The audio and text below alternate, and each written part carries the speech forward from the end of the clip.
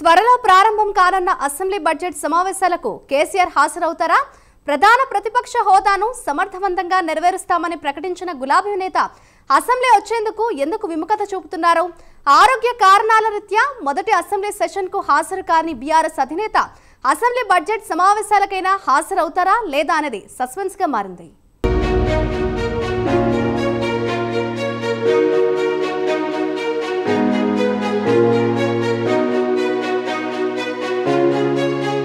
ఓడలు బళ్ళు బళ్ళు ఓడలు అవుతాయనేది జగమెరిగిన సత్యం. ప్రస్తుతానికి నానుడి బీఆర్ఎస్ అధినేతకు అచ్చుగుద్దినట్లు సరిపోతుందేమో. తెలంగాణ ఏర్పాటు తర్వాత 10 ఏళ్ల పాటు పాలన చేసిన గులాబీ అధినేతకు ఊహించని విధంగా జనం షాక్ ఇచ్చారు. తెలంగాణ ఇచ్చిన పార్టీ అంటూ కాంగ్రెస్కు పట్టం కట్టారు. రాష్ట్రంలోనే కాదు దేశ రాజకీయాల్లోనే చక్రం తిప్పుతామంటూ ఏకంగా పార్టీ పేరునే మార్చుకున్న కేసీఆర్ ప్రస్తుతం ఇరకాటంలో ఉన్నారు. ఓవైపు గత ప్రభుత్వంలో జరిగిన తప్పిదాలపై వివరణ ఇస్తూనే ఢిల్లీ మద్యం కేసులో అరెస్టైన కూతురును బయటకు తెచ్చేందుకు తీవ్రంగా ప్రయత్నిస్తున్నారు.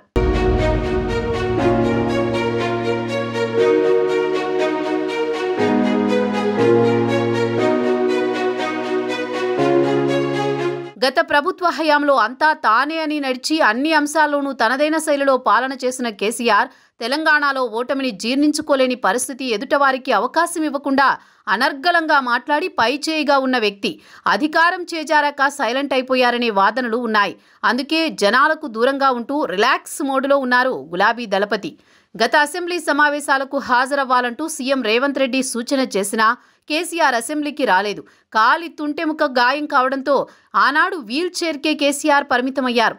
కేవలం ఎమ్మెల్యేగా ప్రమాణ స్వీకారం చేశాక పూర్తిగా ఫామ్ హౌస్కే పరిమితమయ్యారు. అయితే గత అసెంబ్లీ సెషన్లో రాష్ట్ర ఆర్థిక పరిస్థితి, కాళేశ్వరం ప్రాజెక్టులో అవినీతి, విద్యుత్ కొనుగోళ్లతో పాటు ఫోన్ ట్యాపింగ్ పైన వాడి వేడిగా చర్చ సాగింది. ఆ సమయంలో కేసీఆర్ సభలో ఉండాలని అధికార పక్షం నుంచి డిమాండ్ వినిపించింది. కేసీఆర్ వస్తే ఎన్ని గంటలు మాట్లాడినా మైకిచ్చే విధంగా అధికార పక్షం నుంచి కోరతామని సీఎం రేవంత్ రెడ్డి అన్నారు. అయినా కేసీఆర్ స్పందించలేదు. నాడు సభకు హాజరు కాలేదు.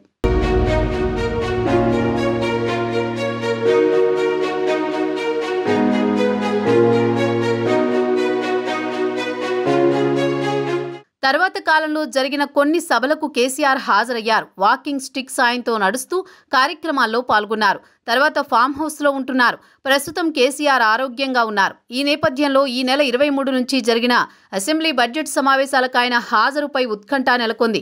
గతంలో మాదిరే ఈసారి సభ వాడివేడిగా జరిగే అవకాశాలున్నాయి. ఇప్పటికే కాళేశ్వరంలో జరిగిన తప్పిదాలను ప్రభుత్వం ప్రజల ముందు ఉంచింది. ప్రాజెక్టు విషయంలో అంతా తానే వ్యవహరించారని కేసీఆర్పై ఆరోపణలు చేసింది. దీంతో పాటు విద్యుత్ కమిషన్ నోటీసులు రాగా కమిషన్ చైర్మన్ను మార్చాలంటూ సుప్రీంకోర్టులో కేసు వేశారు కేసీఆర్. కోర్టు తీర్పు వచ్చేలోగా విద్యుత్ కమిషన్ చైర్మన్ తానంతట తానుగా పదవి నుంచి తప్పుకున్నారు. ఈ నేపథ్యంలో ఈ అన్ని అంశాలను సభలో చర్చించే అవకాశాలున్నాయి.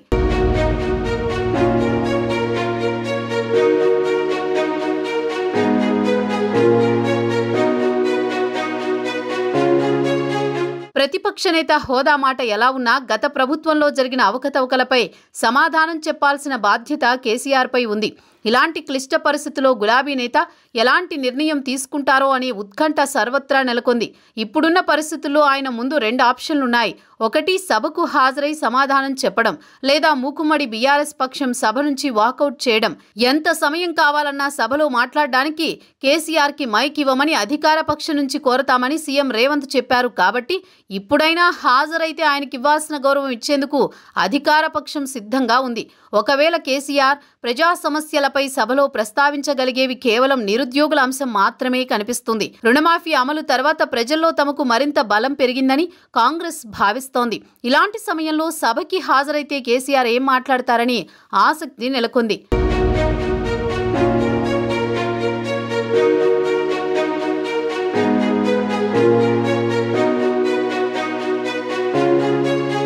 తనపై వస్తున్న అవినీతి ఆరోపణలు ఎదుర్కోవడం, పార్టీని విడుతున్న ఎమ్మెల్యేలను కాపాడుకోవడం బీఆర్ఎస్ ముందున్న లక్ష్యం.